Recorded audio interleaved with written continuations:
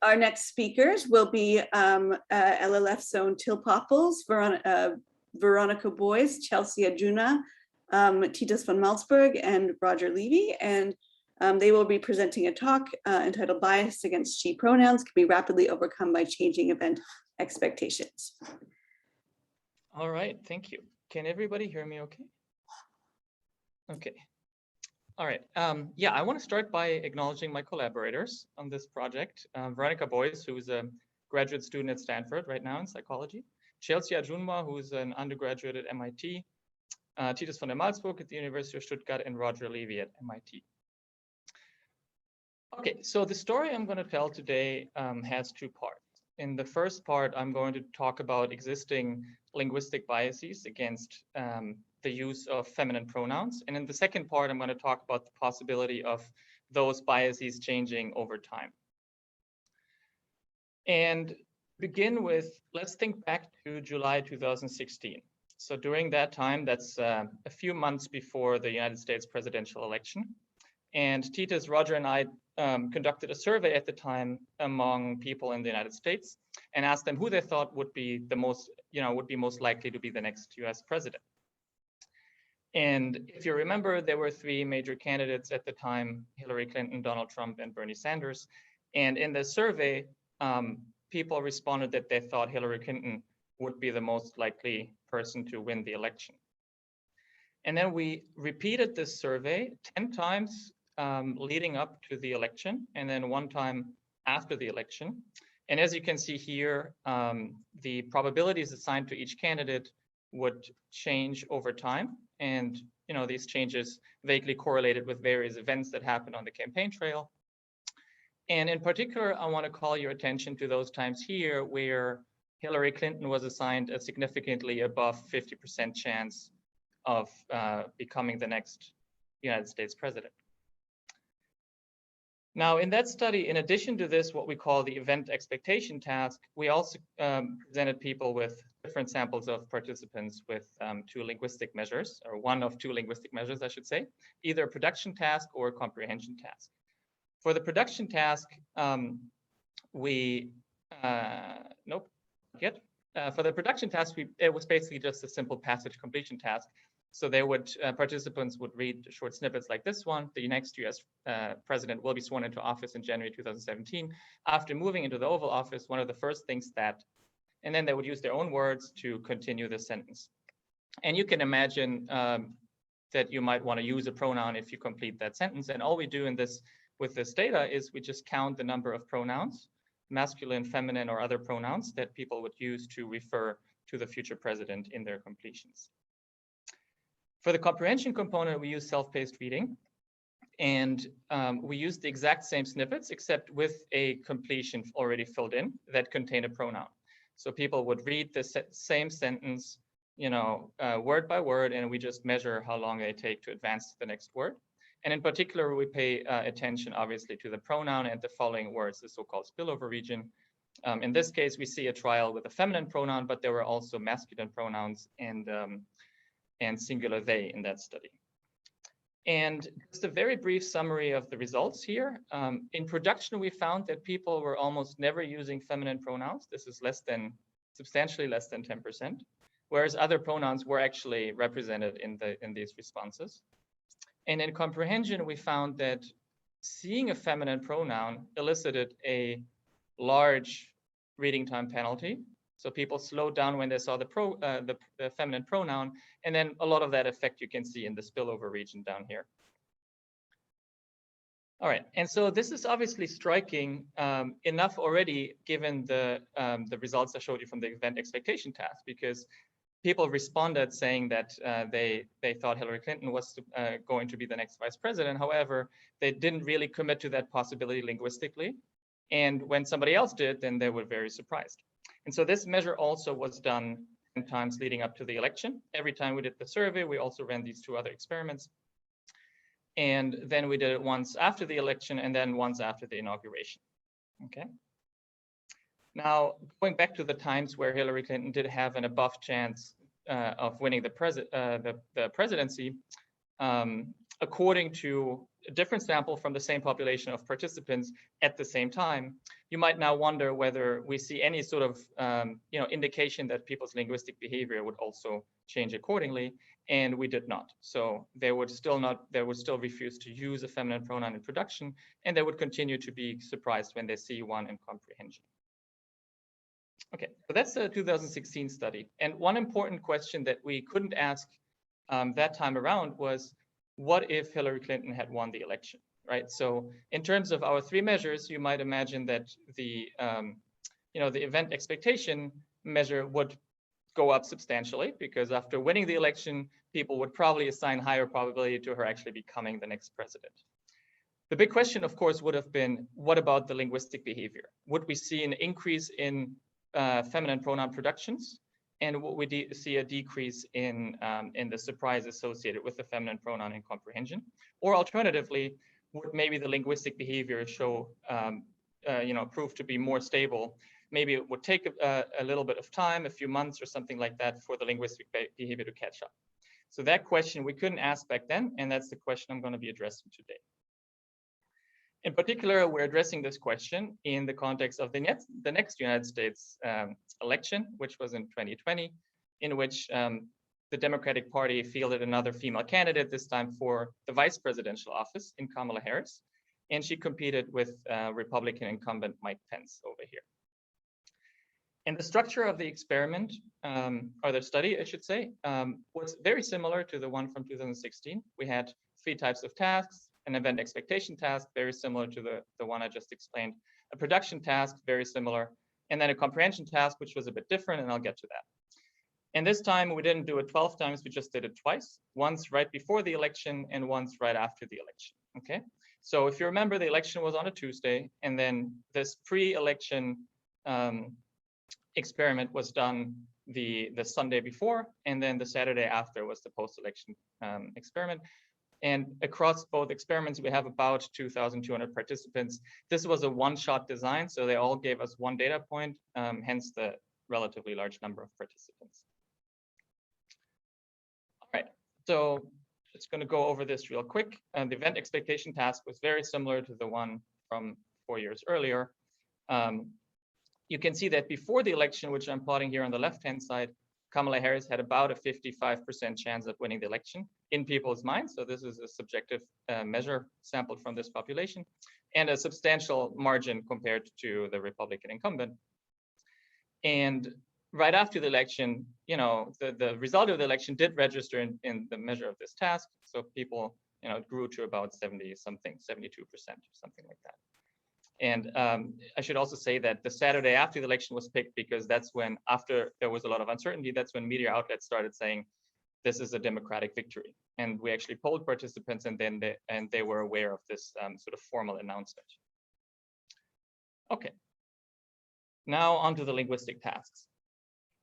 The production task worked in just the same way, except obviously with different items. They would read like this. January 20, 2021 is the start of the next presidential and vice presidential term in the United States. Because the vice president breaks ties in the US Senate, if there is a 50-50 party split in 2021, then blank, you use your own words to describe, to finish the sentence, and we just count the number of pronouns you use.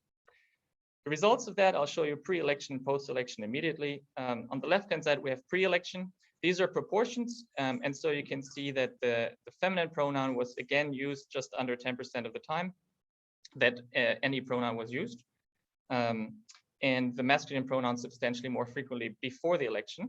So that picture is actually not very different from what we saw in 2016. And again, this is already contradicting what people said explicitly in terms of who they thought would win the vice presidential election. And then after the election, and this is where it gets interesting now, we're starting to see a reversal, right? So we have fewer masculine pronouns right after the election, and we have more feminine pronouns in these completions. Okay, this interaction is statistically significant, but there is an important caveat here, which is that for reasons we really don't quite understand at this point, we managed to elicit much fewer pronouns in these completions than we did in 2016. So even though we have a decent number of participants doing this task, many of them wrote stuff that just didn't contain any pronouns. And so obviously these are different items, and it's 4 years later, maybe the population has changed. We don't really know what's happening there. However, I should just say that even though this is statistically significant, it's a relatively small sample, so we should consume this result with a little bit of caution. Okay, so now onto the comprehension measure, and this is where we switch things up a little bit. Instead of self-paced reading, which we used in 2016, we now use the AMAZE paradigm. And so we've already heard about this task quite a few times in this conference, and I'm sure we will hear about it again. It's a really great measure, and if you're interested in it, want to learn more about it, go to go check out this paper here. Veronica, Boyce, also one of the co-authors on this project. It's a fantastic paper, and it's a great task. I'm really happy we have this now in our psycholinguistic toolkit. What I'm going to do now is I'm going to go through a short demo with you, okay? And this is going to serve the purpose of A, giving you, the chance to experience what this task is like from the participant's point of view, and B, to introduce another sample item to you so that you just, have a little bit of grounding. And it's going to work in the following way. You're going to see a word on the left side and a word on the right side. One of them is a distractor. One of them belongs to the real sentence. And your job at any time is to decide which one is the correct one. And so you can just tap with your left finger on your desk or something like that when it's on the left side, and then use your right finger otherwise. So I suggest you try that because it'll give you sort of an introspective feeling for the timing, which is what we measure in this task. And I'll just advance the slides for you. Needless to say, in an actual experiment, you're pressing the button would actually do, be advancing to the next trial. Okay.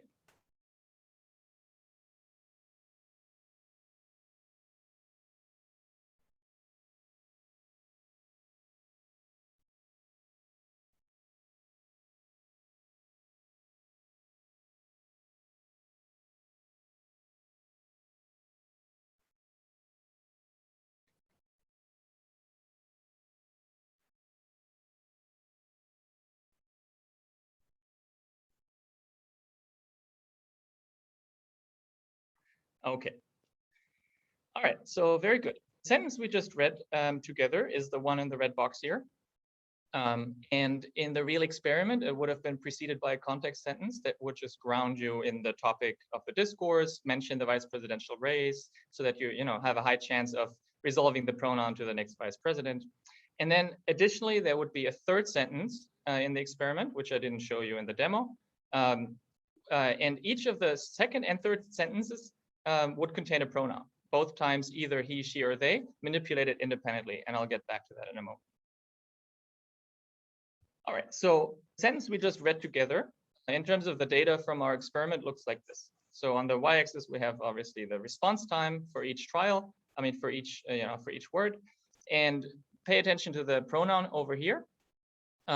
You read the feminine version of the trial, and even just looking at this one sentence, aggregating across participants, you can see that the feminine pronoun was slower than the masculine pronoun. We also see a bit of a penalty here for singular they. And if we zoom in on the pronoun region and aggregate across sentences, this is the picture that we get. And so this is something that you see time and time again. We've already seen at this conference. The AMAZE task gives you these beautifully localized effects, which I think is really great. And in the context of the study, what we see here is a clear penalty against the feminine pronoun in reading times, and the fact that the masculine pronoun and singular they are pretty much unremarkable in that respect. Now, this is the pre-election result, right? So this large penalty before the election. And after the election, things changed quite dramatically. So the feminine pronoun became a lot faster, right? So basically, I would call this a floor effect. I don't think it can get much faster. You can see that all the other pronouns are at, also at this level. And the masculine pronoun did get slower. This interaction is significant, both in the comparison between she and they and she and he. Okay, so there's very clear evidence here that people's linguistic behavior and comprehension has changed as a result of the election. And just as a reminder, this was immediately after the election. Okay, so this was just sentence 2, but I told you there were 2 sentences in each trial, right? And so now I'm going to show you all the data. This is all the reading times at the pronoun position, right? No spillover effects represented here, where we didn't have any. And the panels on the 3 panels on the left here are the discourse consistent conditions. So 2 times feminine, 2 times masculine, 2 times singular they. And then the other 2 panels are discourse inconsistent conditions. And Now this is pre-election. I'm going to add to this now the post-election data. Okay, so pre-election is on top and post-election is at the bottom. And here I just want to highlight two things. One is Cinque was perfectly fast, easy to process, and unremarkable, really. Both before and after the election, first position, second position, basically nothing to see there. It's a perfectly fine way, according to our participants, to refer to the future vice president. The other two things I want to point out here is that the most expensive word, expensive in terms of a reading time penalty, before the election was the feminine pronoun when the first pronoun was masculine, right? So you can imagine people bring their stereotypical expectations to the task, then they see the first sentence and it's in line with the expectations, it's a masculine pronoun. And then if you see a discourse inconsistent pronoun afterwards, you sort of get a double penalty. And that's one way to interpret this. And then post-election, the most expensive pronoun is the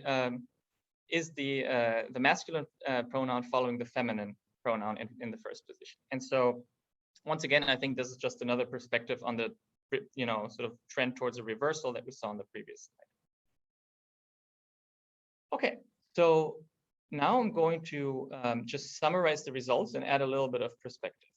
Remember that I started by saying that there's going to be two parts to the story. And the first part really is about sort of reconfirming that there is a linguistic bias against the feminine pronoun in English when talking about future office holders. So we've seen this in the 2016 study, but now in this study, recall that before the election, we sort of have a little bit of a replication of this study 4 years earlier, in that we again have a female candidate who is leading in the polls at a similar rate as Hillary Clinton did in 2016. And once again, we get a very low rate of feminine pronouns in production. And we get a massive reading time penalty in comprehension. Okay, so to some extent, nothing has changed. Obviously, the comparison isn't clean, right? This is a vice president. It's a much less salient position to be running for. But as far as we can tell from the data, it seems like similar things have been going on before the election. Now, the scenario we couldn't test in 2016 for obvious reasons was the post-election scenario. And in this this time around, we saw this massive change in the event expectations as a result of the election outcome. And the linguistic behavior, both in production and comprehension, did reverse significantly. So both of those interactions were statistically significant. So that's, I think that's really interesting. I don't think we had a directional hypothesis going in. I think it really could have gone either way. However, I want to make, one thing very clear and emphasize this point very much. This does not, I do not mean to suggest that this picture is in any way symmetric. First of all, the penalty on the left-hand side is substantially larger than the one on the right-hand side. Okay, so it's not a complete reversal in that regard. So it hasn't flipped completely. More importantly, the penalty on the left-hand side is a penalty that we observe as a result of violating a stereotype. It's a stereotype that is not even in line with what people themselves think about the outcome of the election. Whereas the penalty on the right-hand side is a penalty against then established facts. Election has happened, it's been called, it's a democratic victory. Basically, it's settled now. We're going to have a female vice president. And so, yes, we see an increase in reading times for the masculine pronoun and a reduction in mentions in people's completions. However, that penalty is a penalty based on violating facts, and the other one was a penalty based on violating expectations. So I just don't want to give the wrong impression that this is a symmetric picture, but because it really is not. And then I'm going to leave you with one more thought, which is a question we're addressing in ongoing work, which is the question whether the penalty that has developed after the election, the reading time penalty against the masculine pronoun, and also in production, will continue to grow as time goes on. And so we had to, let a little bit of time pass so that people could get used to the fact that now there is a female vice president, see her in the news. And it's possible that this will now continue to grow as a penalty and maybe get to a level that we've seen for the feminine pronoun before the election. Alternatively, of course, it could just stay the same. And so that's a question that we're addressing right now. So stay tuned to find out more about that. And with that, I want to give one more shout out to my wonderful collaborators, and thank you all for listening.